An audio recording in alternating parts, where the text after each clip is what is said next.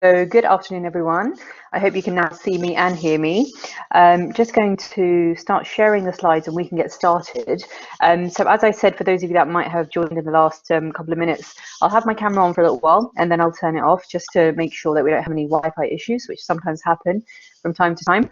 But welcome to today's session. My name's I.Sial. I'll introduce myself a little bit as we go on. But today I've been asked to come and deliver this CV training session for mentors. I can see that there are perhaps around about 30 odd mentors that have joined, and I'm sure probably people will be joining as we go along. So that's fine. We'll get started because this is an hour session, and I understand everyone is busy and has a lot of engagement. So we'll try to stick to the time. I mentioned before that I'm going to take around about 45 minutes going through CVs, information, the different types and so on, and then we'll have about 10 or 15 minutes at the end for questions and answers.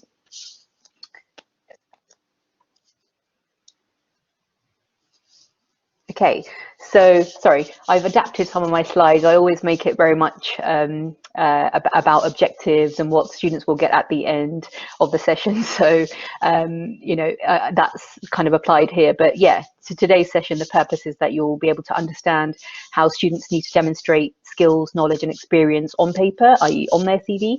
Hopefully you'll be able to learn between the different format and types of CVs and their uses.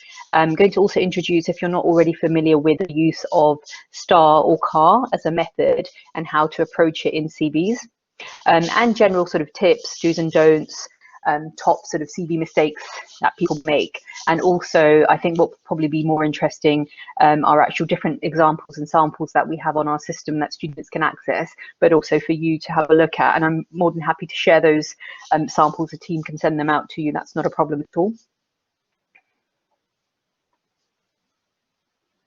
Okay, so just a very quick introduction from myself. So I work for the Careers and Employability Service here at the university, and I'm one of the careers consultants. So I'm a qualified careers consultant. I have a postgraduate diploma in careers, education, information and guidance in higher education. It's a bit of a mouthful from the University of Warwick, but I'm also very happy to say that I'm also an alumni of the university, and I know that a lot of our mentors are also alumni. So I actually completed my bachelor's in IT and my master's in management at Westminster. So I feel like my whole life is revolving around Westminster since 1999. I've been here for 11 years, so 7 of those years I've been working as an actual careers consultant, and I work very closely with the mentoring team. Mentoring used to be part of careers, so I've had a lot of involvement with the kind of setup of the mentoring team, with the expansion, and also from time to time managing the team. Now mentoring has moved over into alumni, but we work very closely together as both areas are very much related. I've also worked in various different employability roles within the university, specifically at the business school, where I manage the placements, internships, and mentoring programs specifically for the business school, and also our talent bank, which is an internal recruitment service for students to find jobs. So I helped set that up at the start when it was first launched. And my previous background is in various different industries, including recruitment, marketing, finance, and IT. Okay, so I'm probably going to switch my camera off at this point just to make sure we don't have any issues as we go through. Sometimes we do. Okay, so just wanted to quickly make you aware of the different services that the Careers and Employability Service offers. There's quite a lot here. I'm not going to go through everything, but I think one of the main things that you probably need to be aware of that students can access is actually one-to-one advice, information and guidance from the careers consultants team.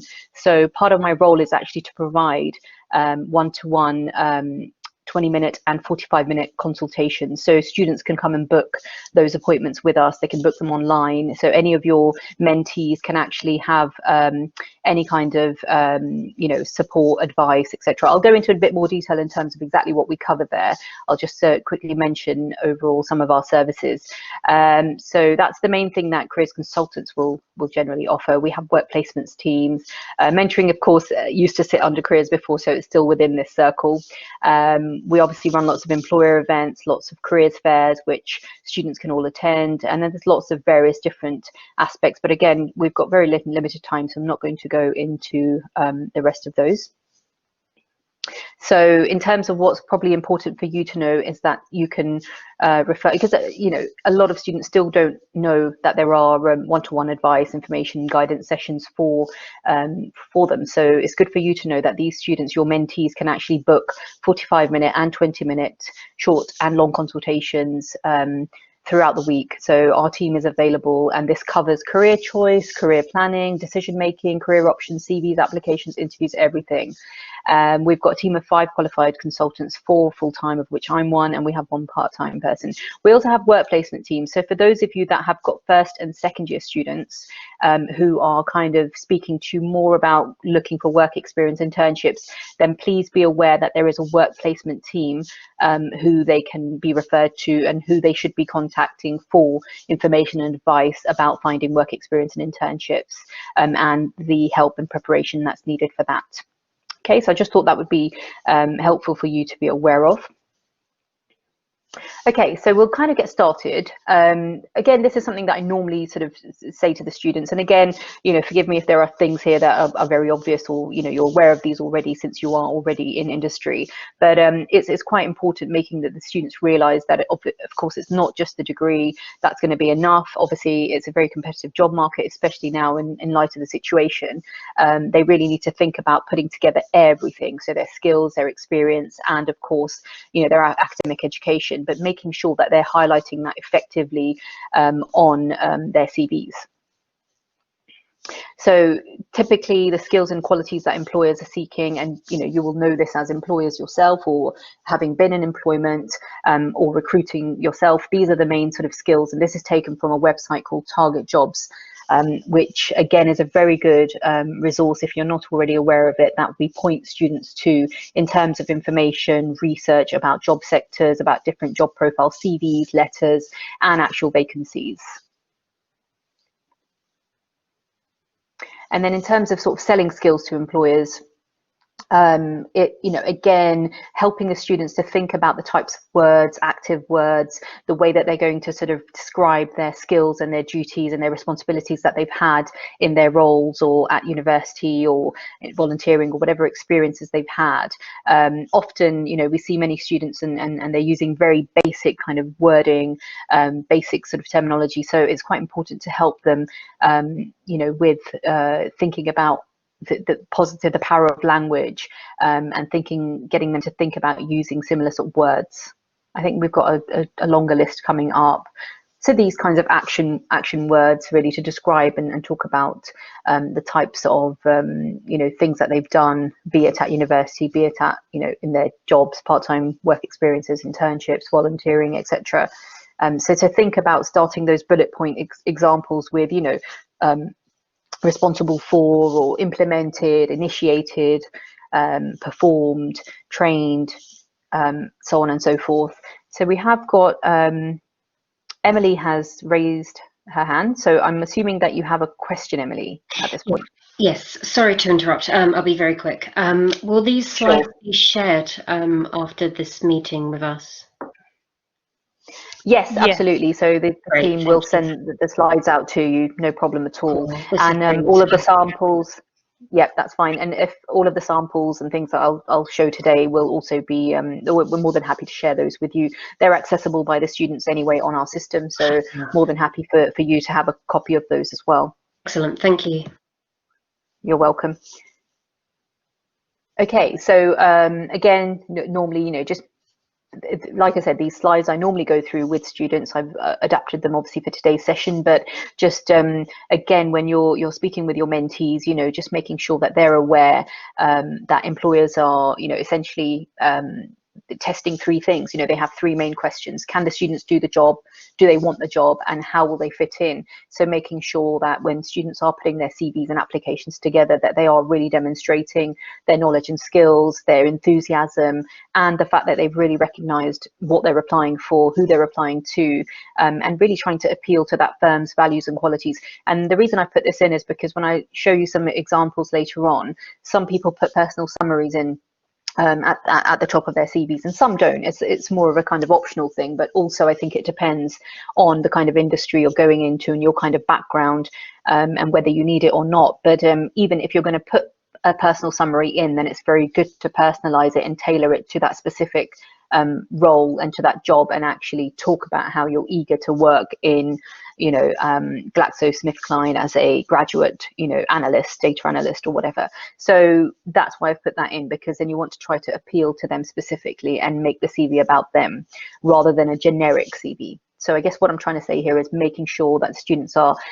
always, advised to put their CV in a very tailored, very specific, very personalized format rather than a generic one. And I've kind of mentioned that already, but yeah, targeting the application, making sure they're emphasizing their achievements, relevant skills, providing evidence for their skills. So it's not going to be good enough having just a skill section where it just lists, okay, communication, teamwork, organization, planning. There's no point having an actual skill section that lists your skills without actually giving examples and evidence of where those skills have been built from. So again, when I show you some examples later on, hopefully that will make more sense in terms of how best the students can actually give those examples of those skills. I've got a short video here, which I'm going to see if I can share. So bear with me a second. I might have to stop sharing the slides in order to start sharing the link. It's only for a minute or two. If it doesn't work, then that's fine. I'm sure once you get the slides, you'll be able to watch that yourselves. But let me just see if I can share it right now.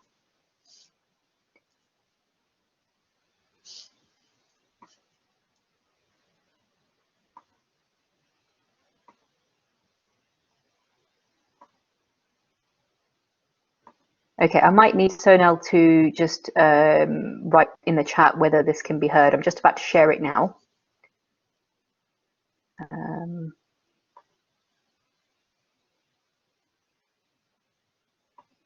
Okay, so before we get started on that, can I get some message or indication from Sonal that we can see and hear this? Yeah, I can see it. Okay, brilliant. So let me play it and just make sure that you can hear it also. Yep, I can hear it. Well, yep. Okay, great. We'll go ahead and play this. It's just a minute.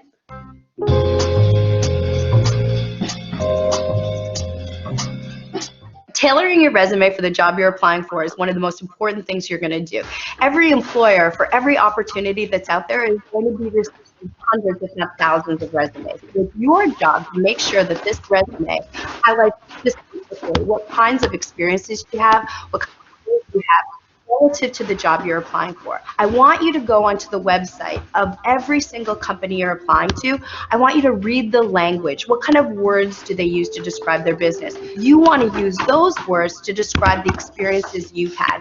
Don't be worried about being a copycat. This is actually a really important process so that the employer sees the match between you. It's your job to make that connection so that the employer says, oh my gosh, yes, you are the perfect person for this job. And the only way they're going to be able to do that is if you target your resume.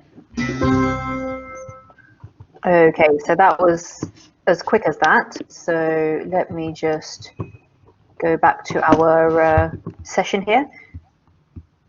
Bear with me a second. So now perhaps you might want to put your audio off for a second.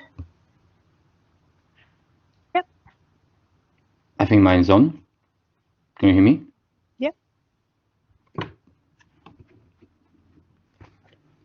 Yeah, can I just make sure everyone's mics are off at the moment?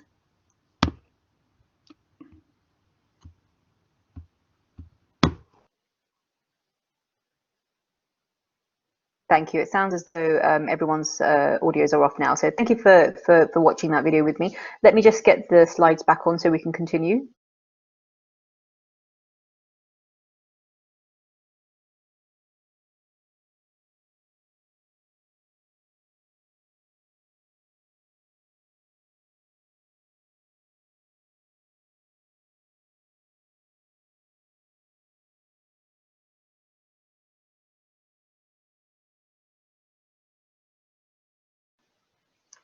Okay, so thank you for your patience.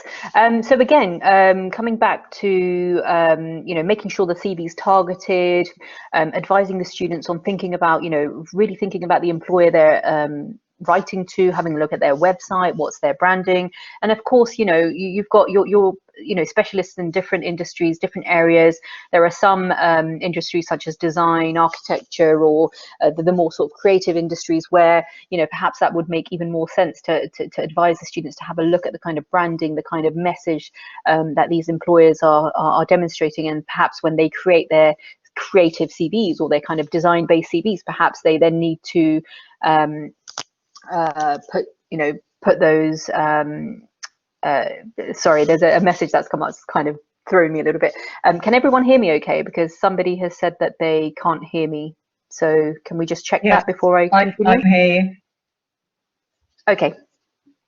Okay, all right. It seems as though perhaps it was Sebastian that said that there was a problem. Sebastian, you might need to refresh, maybe come out of Blackboard and come back in onto the link, and that might help.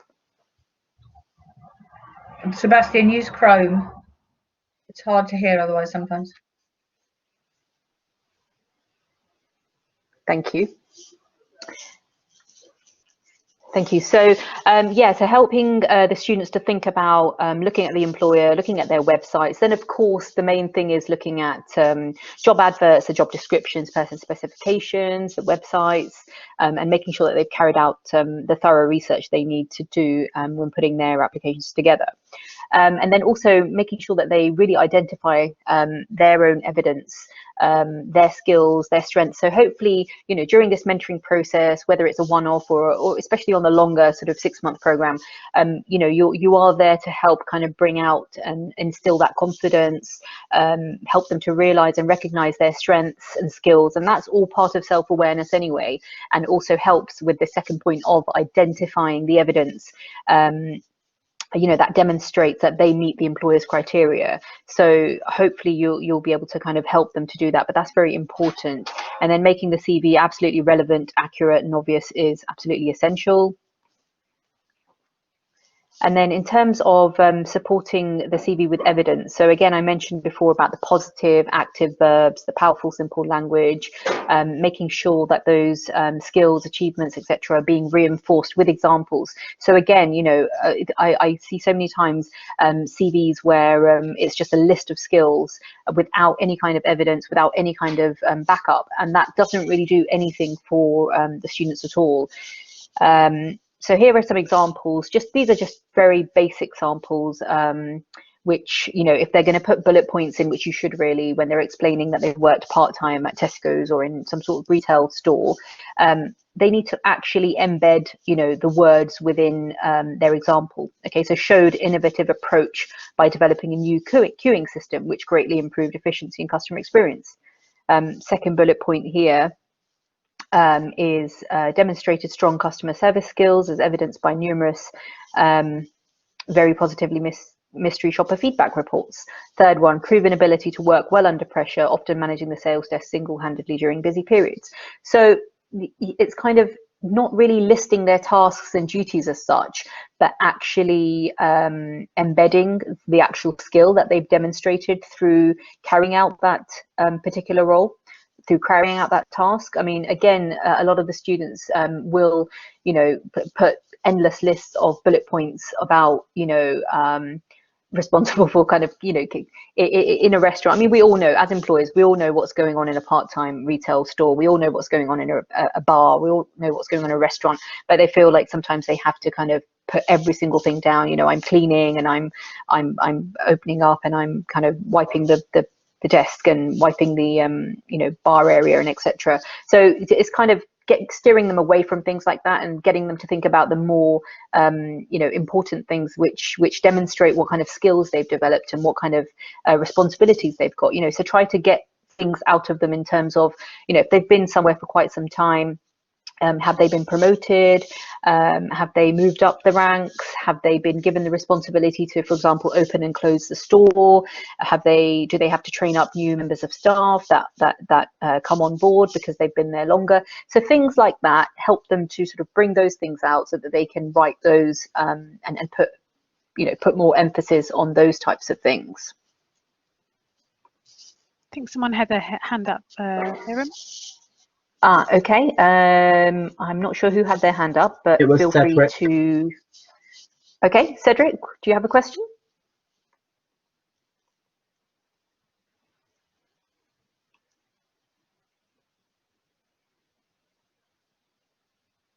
No? Okay, that's fine. You can hold on to your question until later on, not a problem. So top 10 CV mistakes. Okay, so including lots of personal information, firstly, that's unnecessary.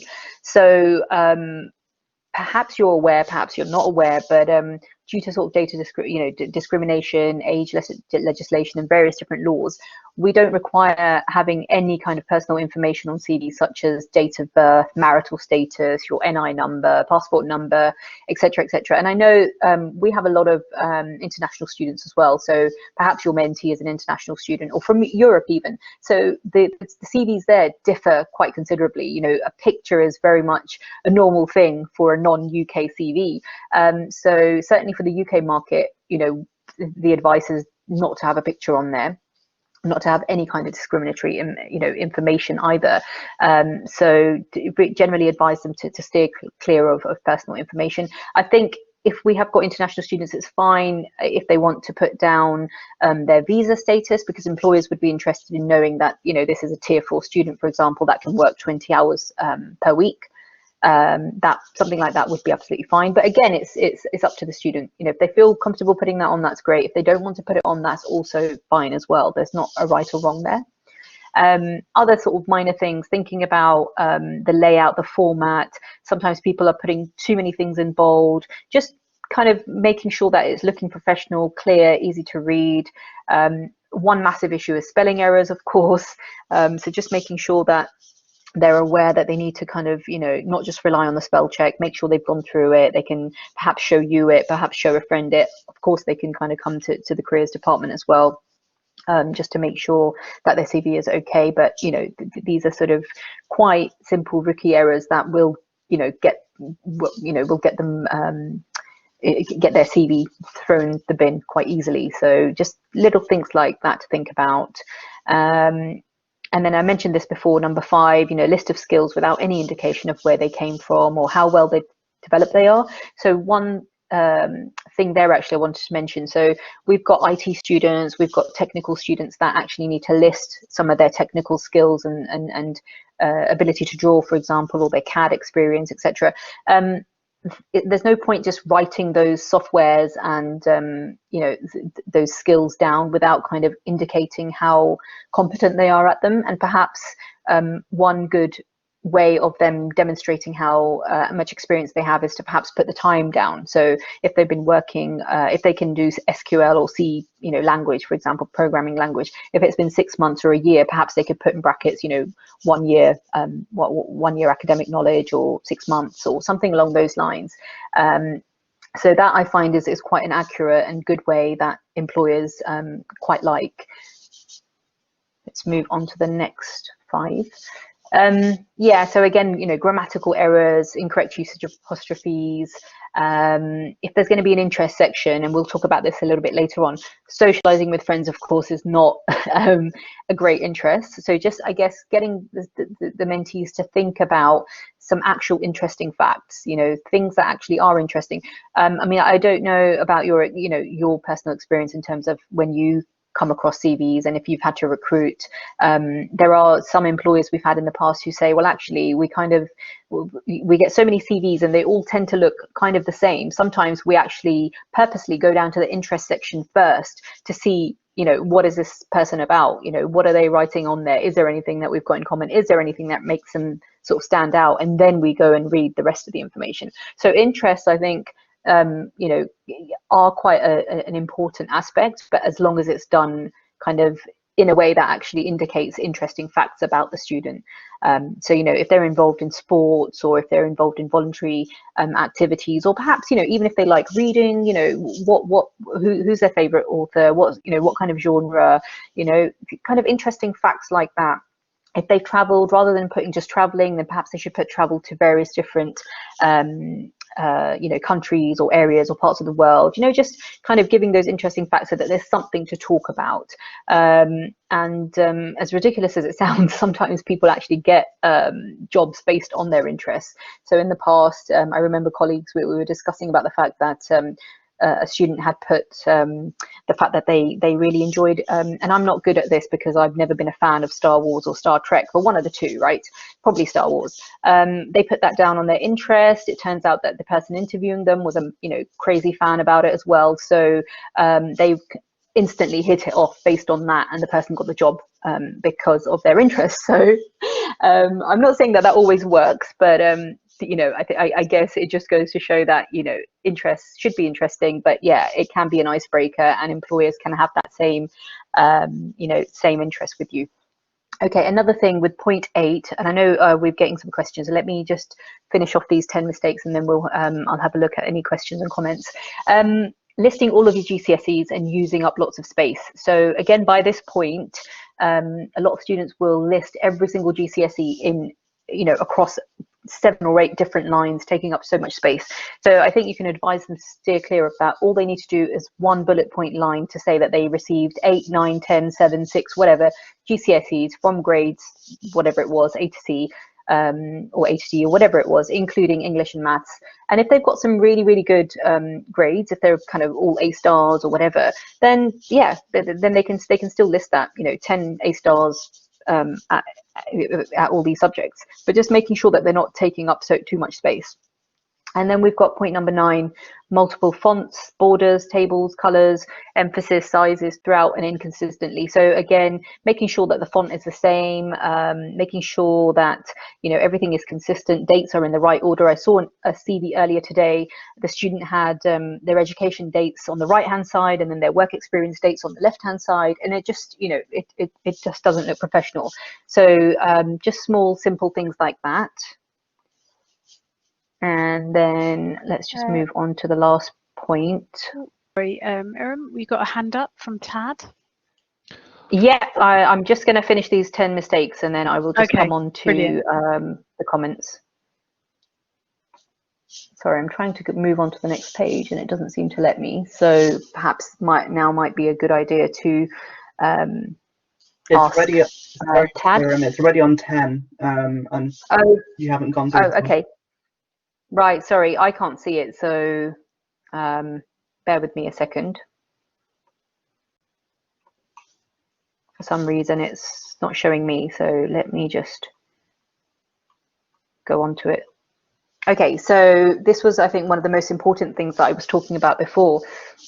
When students have a personal statement at the top, which reads something like this: highly motivated, enthusiastic, self-starter, it describes pretty much everyone, and these comments, these descriptions are now very cliche. So I think if the students are going to put a statement on, then getting them to think about the factual, parts about themselves. So actually talking about specific skills that they know they have, strengths that they have, and getting them to really highlight that rather than the sort of motivated, hardworking, enthusiastic. I mean, everyone is that. Everyone says that about themselves, and also employers expect you to be like that. So yeah, just really making a very meaningful, impactful statement if you're going to use it. And again, if you're going to use it, I think it's a personal choice, and perhaps working in the industries that you're working in, perhaps you'll have your own views about whether it's something that's preferred or not. But with CVs, we all know it's subjective. Everyone looks at it through their own eyes. Everyone has their own preferences. So that's absolutely fine. I mean, with students, we don't ever dictate that you must do it like this, unless it's really awful and they really need to be told that it has to change. But it's their own personal CV, so they should have their own personal sort of touch to it. It's just that it needs to be relevant and targeted. And a statement really only, I guess, works if there is something really important to mention, if they're changing from a different background, if they're coming from a different degree, if they haven't really got experience in that area, if it doesn't make sense, like perhaps their bachelor's was in biomedical sciences and their master's is now in HR, then an employer might look at that and think, okay, well, what's going on there? So sometimes a statement there can help to explain, you know, their passion for HR or their background in biosciences, or, you know, so it's all very, you know, it just has to make sense to the employer. So that's what I wanted to say about personal statements. I'm just going to have a look at the chat now, and I think someone was going to ask a question. If we start with Tad, who had their hand up. Yep, sure. So, very simple question. So I'm all for abbreviation of GCSEs, but what do you think is the correct advice when listing university modules? Oh, okay, yeah. With university modules, it should just be relevant modules, specific modules, not all of them. So again, you know, the student really needs to think about the job that they're going for and which of those modules would help, you know, which of those would appeal to the employer. And sometimes I think it's not enough to put just relevant modules down. I actually encourage students to talk about their academic projects or their academic assignments, especially if it's showing the employer what kind of knowledge they've gained. You know, for example, if it's a marketing role and, you know, they've done a marketing mix, they've written a 5-year marketing plan for a company, or they've done something, or if they're an account student and they've created a profit and loss balance sheet, etc., then why not tell the employer, you know, tell them that during my financial accounting module created XYZ, looked at financial ratios, blah blah blah. So yeah, it's all about relevance and specific stuff. They're certainly not all of them. I'm just going. We had a question from William as well, and he said, should we ask mentees to get their CVs reviewed by careers team first, or should we review and then send them off to the careers team? I think it's entirely up to you. You know, it doesn't really matter either way. I don't think there's any specific guidance on that.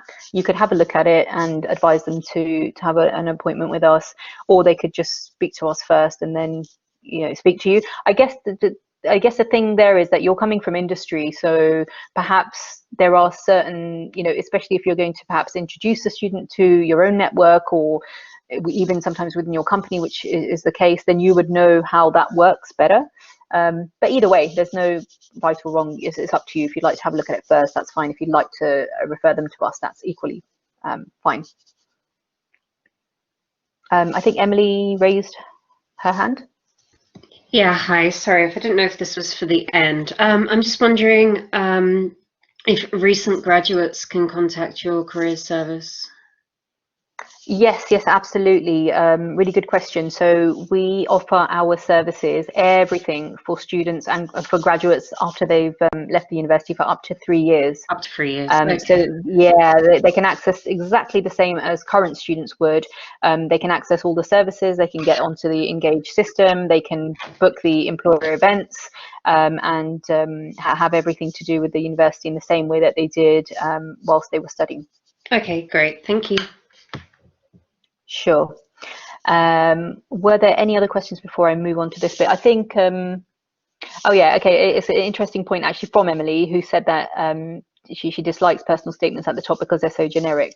Yeah, so I guess, you know, it's a mixture. I mean, as I said before, CVs are subjective. Some people like them, some people don't like them. But I think, you know, getting the mentee and the student to think about whether it makes sense or not, whether it's actually going to add anything. And if they're applying for a job which has a cover letter anyway, well then, you know, do you really need a personal statement? So it's all about just, you know, getting them to really think about what they're applying for, what's the purpose, and what's it actually going to add, what are they going to write in there. And sometimes people are actually not very good at writing those statements, and if you're not very good, then perhaps, you know, better to leave it off.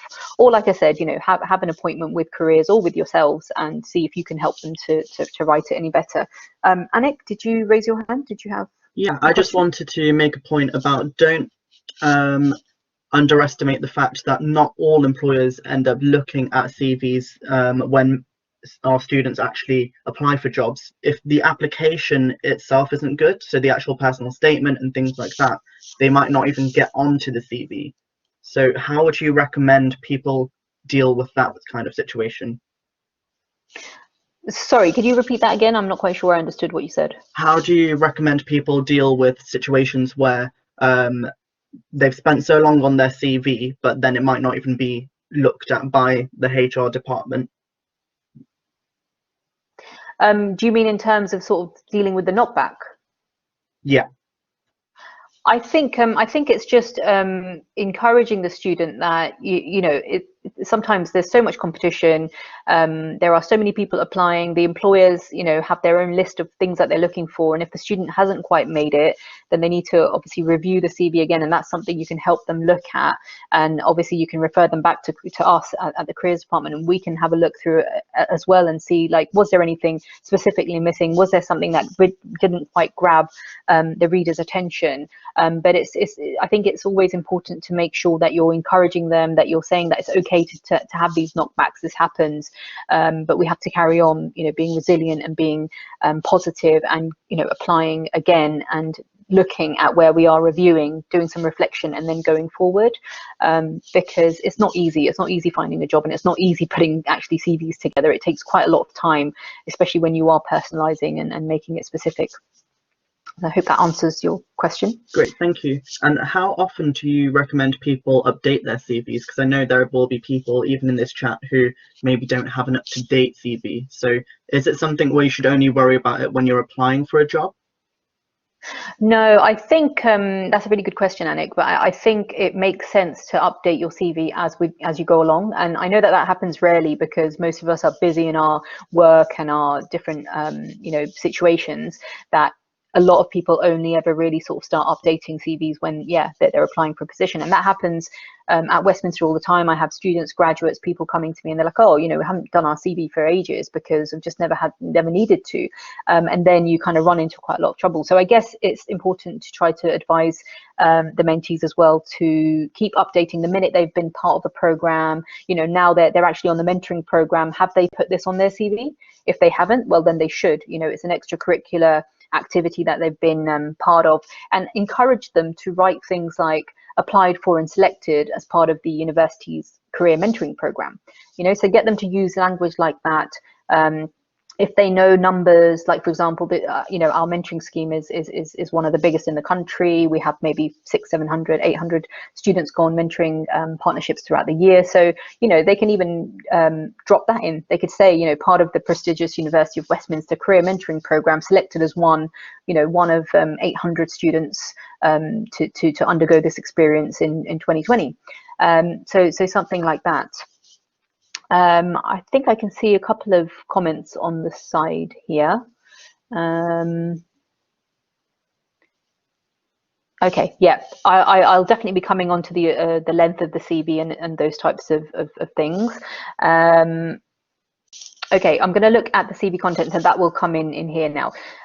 So generally with CVs, we recommend that they should be a maximum of 2 pages, okay? And in some industries, it's 1 page. So again, it depends on which industries you're affiliated with, but generally American parent companies, financial services, the investment banking, management consultancies, they tend to be 1 page CVs.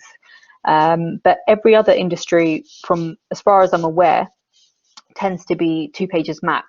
And also another thing to think about there is sometimes students have 1 page and a bit, or not quite 2 pages, and that doesn't quite look right either. So you need to encourage them either to make sure that they're putting their CV, their information, all on 1 page, or across 2 pages, in a nicely sort of formatted way.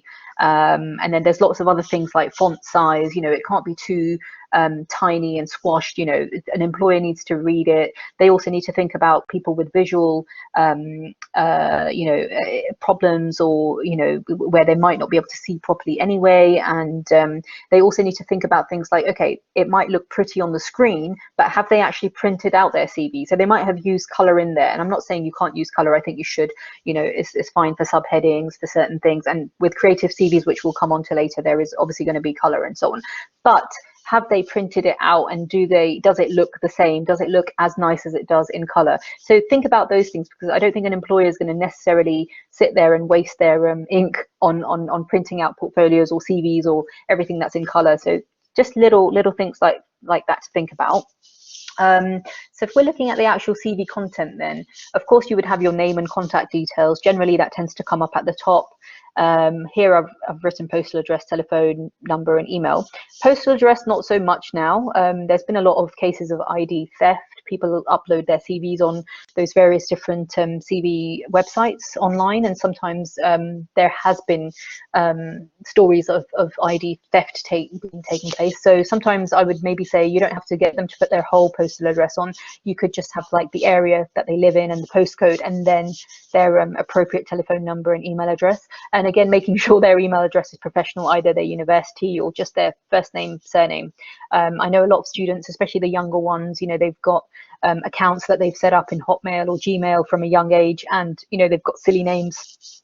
So just making sure that if you spot that on their CV, then getting them to change it, because that's just not going to look professional at all. And then so after the contact details would be the profile or the career objective.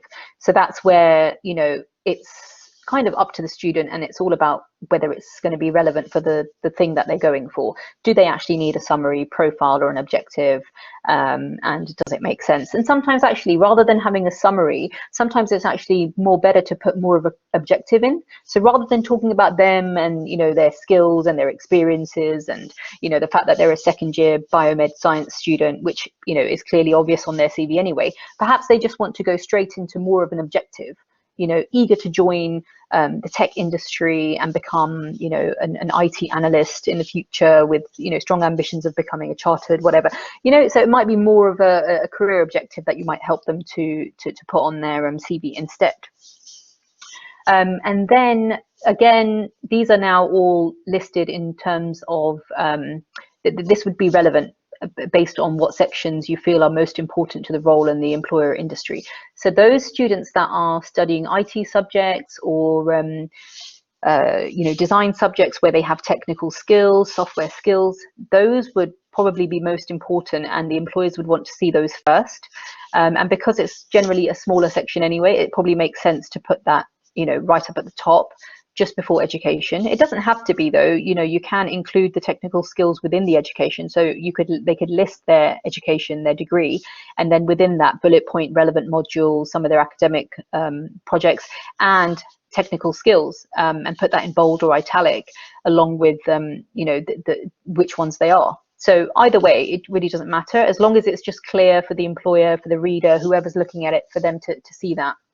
The next thing would be work, voluntary experiences. And again, I'll show you some examples exactly how best that would come across in terms of relevant experiences. And then we've got other skills. So if you haven't listed IT already, if it's not one of the technical skills that you have, then other skills would be IT and languages and sometimes driving license. Then we've got interest, then followed by references. So normally that's how that kind of is laid out. Just going to move along. I'm conscious that we've only got kind of 15-20 minutes left. Talked about interest before, so I'm not going to go into this. Just again highlighting that these would be the examples. If you're going to the gym, mention regularly attended the gym, which requires strong self-motivation, self-discipline, travel, enjoyed taking opportunities to travel, to experience different cultures, recently visited China and Singapore. So these would be interesting facts about your, the things that you have actually created. Okay, right, so what I'm going to do here is actually begin to, I think, show you some of the example CVs, because we are coming towards the end of the session. So just in terms of the CVs, there are typically two types of CVs. We have what's known as the chronological CV, which I think most of you would be familiar with, the actual, the norm, the standard, everything in date order, with a most recent first. And then we also have something called a skills-based CV, and this might actually suit some students better. But again, it won't be effective if you're applying for a role for which you're suitably qualified and or experienced. So normally it's for students, perhaps if they haven't quite got experience in that industry or sector, or they haven't really had any kind of work experience or voluntary experience at all. So then they need to write down skills as headings, and then give examples from perhaps university or other walks of life. I'll show you an example, but saying that skills-based isn't necessarily just for a student that hasn't got much experience. A lot of very experienced professionals also go down the skills-based route because they've got too much experience and they actually want to highlight their skills first before they summarize their employment. But anyway, at this point, what I'm going to try and do is bring up these examples so we can have a quick look before we kind of end and have some questions. So again, bear with me a second while I actually find one of the CVs to share with you.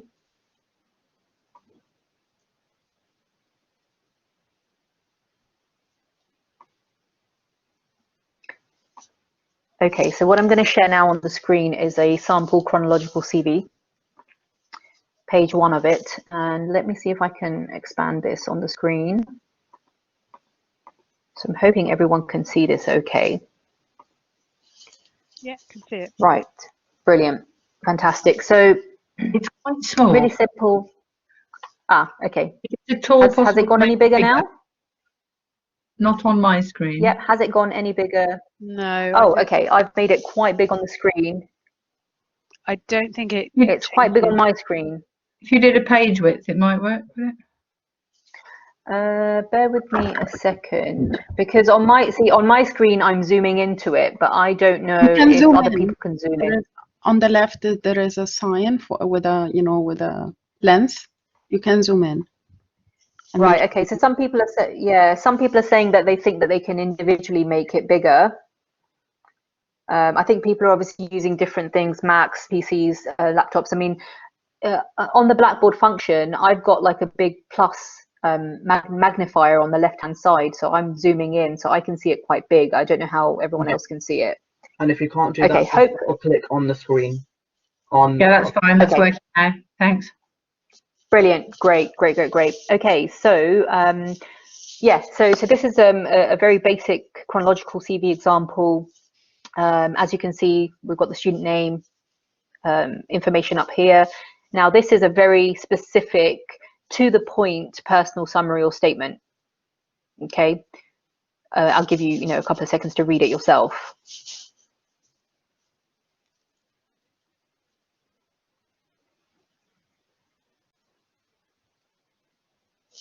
So you see none of that cliche, none of those cliche statements. It's to the point, it's factual, the students stating exactly what they have gained and where they've gained it, and they're making it very, very, tailored in terms of, oh, they're a property and business student, so they're talking about their experience that they've had.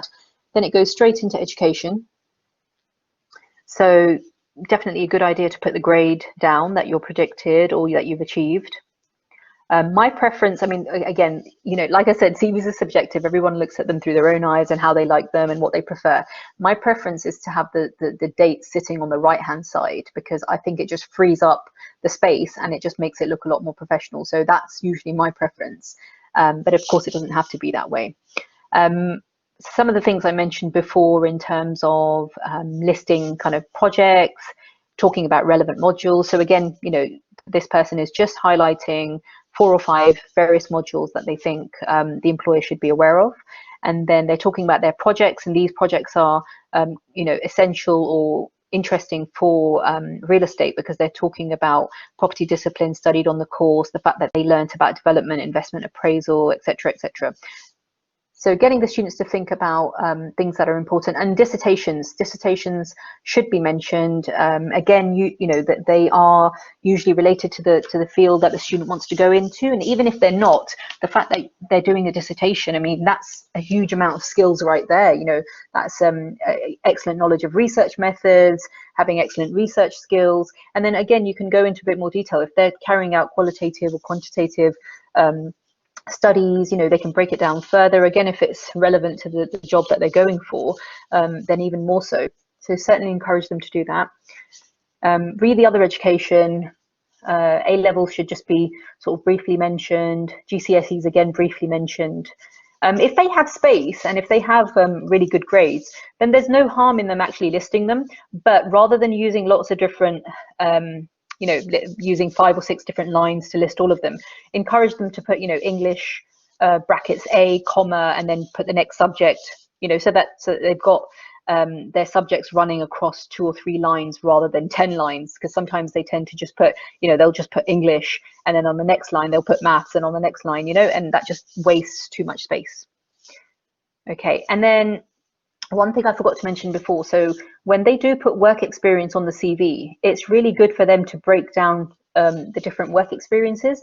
Now, if they've managed to gain some internships or volunteering or anything that's related to the job that they're going for, then they can call it relevant work experience. Okay, or if they've had some finance experience or HR, you know, they can call it HR work experience. And then they would list those experiences first, even if they're slightly older. So what I mean by that is if they're currently working part-time in a job, in a retail job or a store, but that's not related to finance, for example, then there's no point them mentioning that first. It's better for them to mention any relevant specific experience they've had first.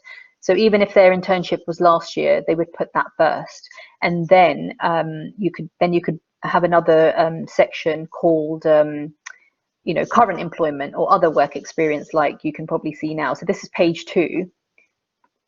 So what I'm trying to say there is that if there is relevant experience, if the student has managed to gain some internships or volunteering experience or anything that shows the employer that they've gained some, you know, practical experience within the field, then that's better to come first.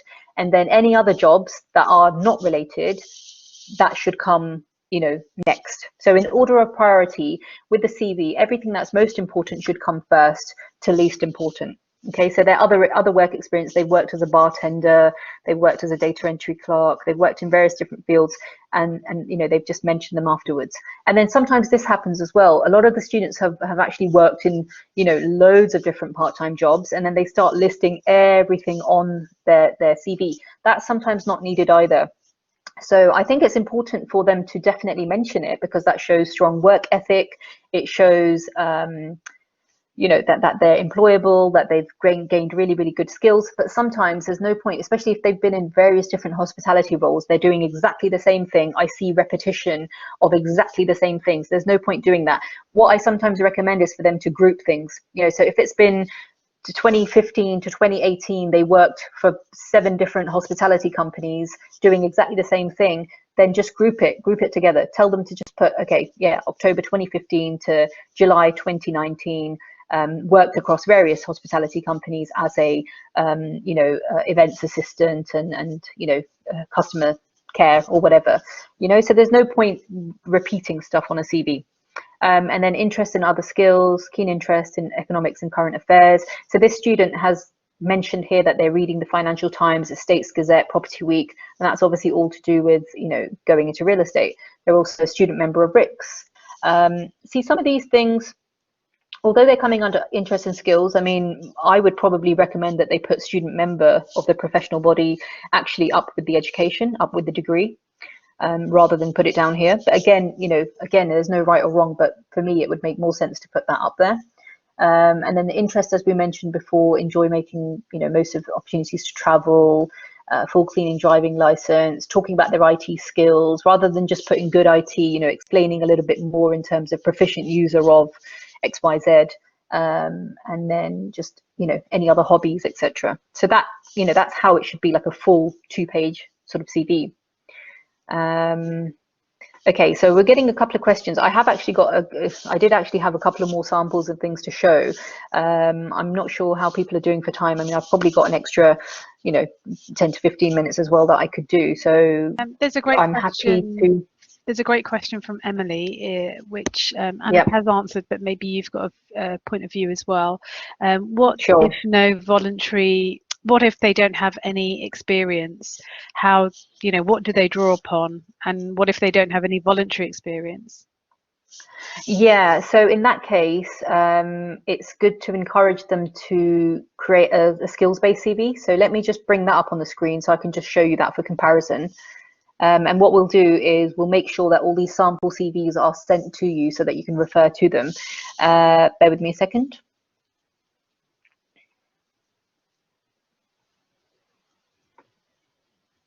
Okay, there is actually a basic skills-based CV, but right now I can't see it. So I'm going to share with you an MBA skills-based CV. And that should just be coming up on the screen in just a second. Now, it doesn't apply in the same way that I think, was it Emily that was asking? But what happens is when students don't have any kind of work experience, and that does happen, they've never had a volunteering experience, they've never had a part-time job, they've literally just come into university and they've never gained that. So all they can refer to is, you know, all they can refer to are the skills that they've developed at university or through their education. So it would be similar like this. you would encourage them to write skills, key skills, rather than obviously project management, service delivery. It would be the basic skills like communication. Would be one heading, and then you would get them to write a couple of examples where they could say, you know, communicating well in teams at university, working on group work. You know, that could be communication. They could talk about the fact that they have good written communication because they've been preparing assignments, or they've written, you know, something, or rather, you know, that would be an example. And then, you know, other headings could be teamwork, other headings could be organization, another heading could be IT. So they could give a couple of bullet points to say, you know, good at using Microsoft Office, you know, Word used for assignments, etc. So that, you know, that would be for a very sort of novice student that hasn't had any kind of experience at all. There was another question that I just saw come up. What if they, so Daria asks, what if they are well experienced in management level MA student? Yeah, so equally, if they're an experienced student, they can still use this as a format. It's, you know, like I said, it's entirely up to them in terms of what suits them better. Sometimes if they are a well experienced student and they're kind of slightly changing industry, then sometimes it also helps them to put, you know, their key skills down first and then summarize their employment. So let me go on to page 2 with a skills-based CV. The whole point of it is that you give all your examples from your work, your university, from different areas of, you know, walks of life, where you're indicating that, you know, for example, here it's IT problem solving and analysis together. This one's communication skills, and you summarize the employment, because you've given the bullet point examples under the skills heading, so you don't need to therefore expand this section. That's essentially the difference between a chronological and a skills-based CV. And in this case, you know, they've listed their technical IT skills further down here. Some would argue, well, actually, if it's a skills-based CV and they've already mentioned skills up here, well, then, you know, you could add another section here and put your IT skills up there rather than down here. There's no right or wrong. It's just kind of, as long as it looks clear, as long as it makes sense, that's the main thing. There is another question. Let me just answer that, and then I'll see if I can show you another example. So how do you feel about references available on request? Yeah, I mean, we still advise that references should really be available on request. And there's a couple of reasons for that, because you don't necessarily want to give away people's details. You don't want to give away people's names, information, email addresses. Again, it comes a little bit back to that ID theft thing. So a lot of students are uploading their CVs on these CV websites, and you're unnecessarily giving away people's details. And so I think it's better to just do, you know, upon request. And also, you know, you should be gaining permission from your you know, referees before you actually give their details out. And there's absolutely no need for employers to know anything, know about your referees until they offer you a job, until they require it. Yeah, well, yeah. I mean, I personally, for me, I think it finishes off a CV. You know, in terms of the headings, the subheadings, right at the end, that kind of ends off the CV. But you know, it's an individual preference. I've seen CVs without it, so it doesn't really matter. Louis, or sorry, Louis or Lewis, I'm not sure how to pronounce your name. Adding links to LinkedIn profiles could be a very good way to end a CV as well. Yeah, I mean, that could be done in you know, that could be done at the start or the end. It really doesn't matter. I mean, I would think that a LinkedIn profile, you know, should really be at the top. Sometimes students that are creative students, design students, they'll put their portfolios online, you know, so that they should have the link ideally at the top, rather than at the bottom, personally. But again, like I said, it's all down to preference. Let me just see if I can show you a couple of more examples while we're on the topic. So for any of you that have any creative students or students studying film and media, one of my colleagues put this together. So this is a one-page CV, and again, it's just got a very short summary talking about exactly what kind of experience they have and what they're looking for, then highlighting their technical skills. So again, for me, you know, I would recommend that they put down, you know, 3 years knowledge or 6 months or 2 months or whatever. again, I guess it's a preference thing. And that's fine for anyone that needs to leave. That's absolutely fine. Thank you so much for your attendance today. And those of you that are happy to stay, I definitely have another 10-15 minutes that I can spare with you. So with this, she's recommended a one-page CV and gone straight into film and TV experience first, because again, in this kind of industry, that's very important. And the employers, they want to know where you've been working, what you've been working on. And then, because it's a one-page CV, they're going to be able to see that you're studying, your degree at Westminster anyway, and highlighting your assignments, roles, projects, etc., and interests. So that's a very quick example of a one-page sort of film CV. Let me just see if I can show you another one. So here's another master's HR skills-based CV. Let's bring that one up. Okay, so page 1 is just about to come up.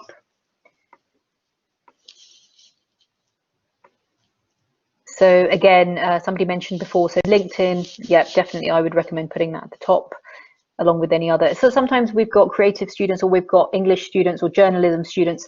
Some people have blogs, so really that information probably should be highlighted at the top, amongst with the personal information.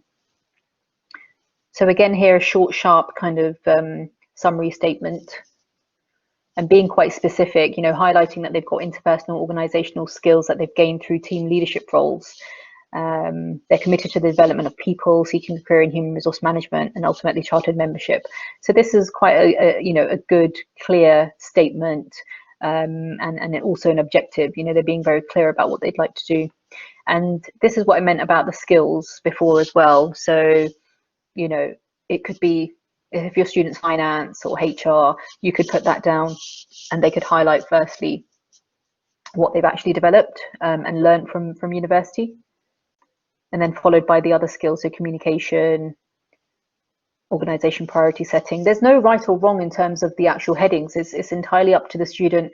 It's entirely up to thinking about what the job requires. If the jobs, I've had students that have been looking at job descriptions, person specifications, and gone entirely on the requirements that are listed in the job description and person specification, and then given those as subheadings.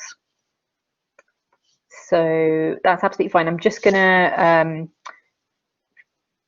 but basically just talk you through the last page of this, and then I've got 5-10 minutes for questions, and then we can send out the rest of the slides and so on to you. So page 2 on this, in this case, education, and then the employment. So you can see here there are bullet points. And these are examples. These are quite good examples as well in terms of how they need to explain their responsibilities, their achievements, their skills at university. So here, managing a team of 13 staff, assigning responsibilities, providing appropriate training, etc., etc. Fully competent in IT software, primary contact for a team of 6 employees, manage bar stock paperwork, liaising with suppliers.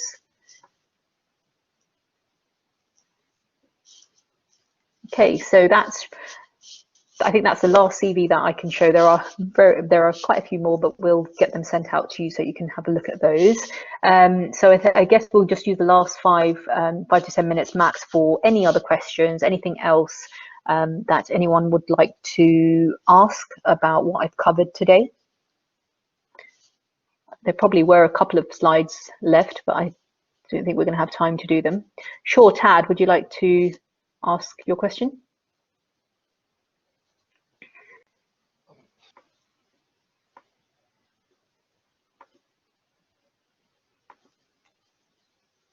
Sorry, Tad, can't hear you. I'm not sure if you're able to ask your question. Hello. Can you hear Hi me? there. Yeah.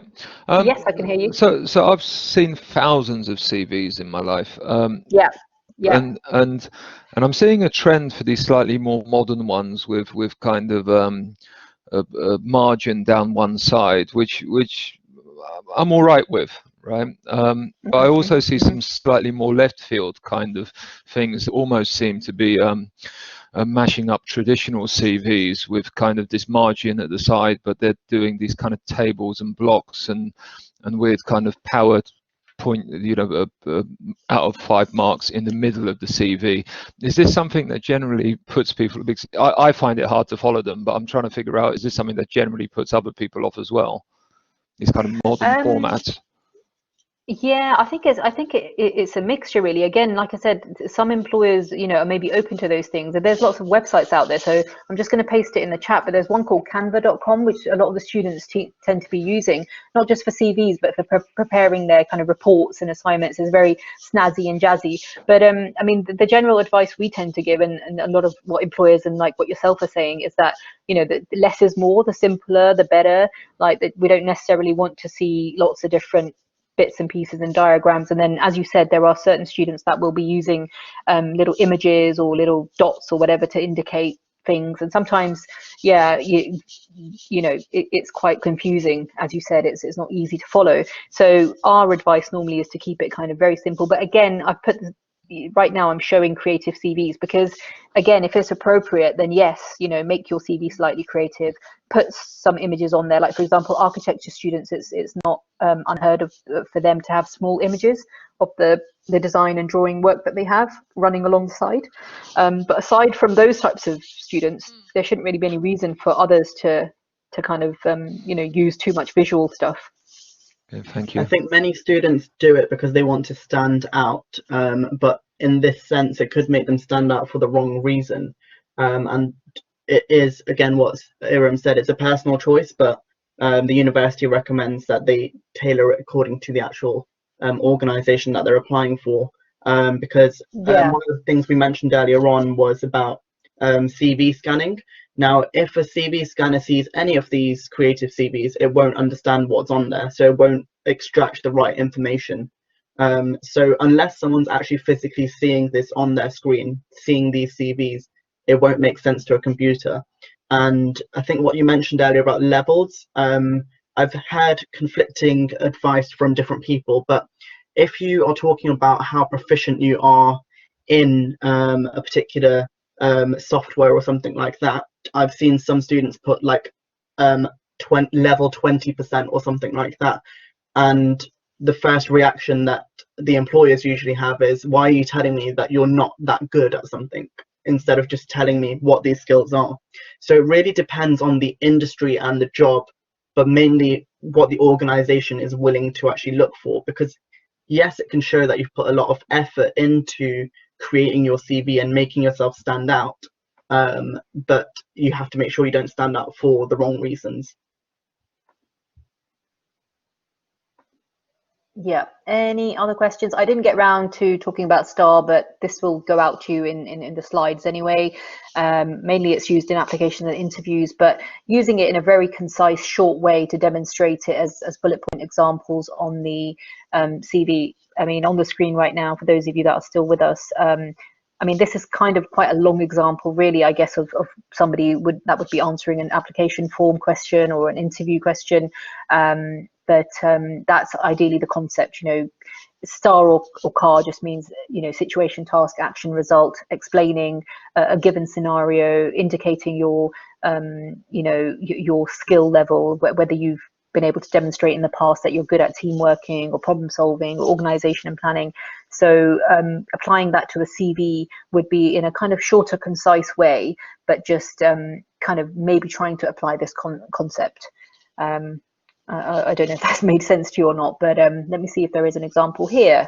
I guess, if they worked at a bank, they might want to put on, I provided quality customer service while promoting the sale of products to customers. I also handled £10,000 a day and was responsible for balancing the bank's cash machine, demonstrating strong attention to detail. So it's kind of, explaining and highlighting to an employer that they've got good customer service there, they've got good attention to detail there. So that's pretty much it. I'm going to, we're on the last page here now. So CV's summary was really to follow the recruiter's advice, choose an effective format, make sure all of those language, spelling, grammar, etc. is addressed, targeting CVs to the requirements of the employer, getting rid of things that are not essential, providing evidence of skills, experience, and the fact that the CV should reflect the student. It is their personal sales document. So that is pretty much that. Thank you very much for your time and attention today. Sorry, these are just extra bits and pieces that I can send out to you. And we've got all our contact details and everything on the end of the slides. Thank you. Thanks a lot.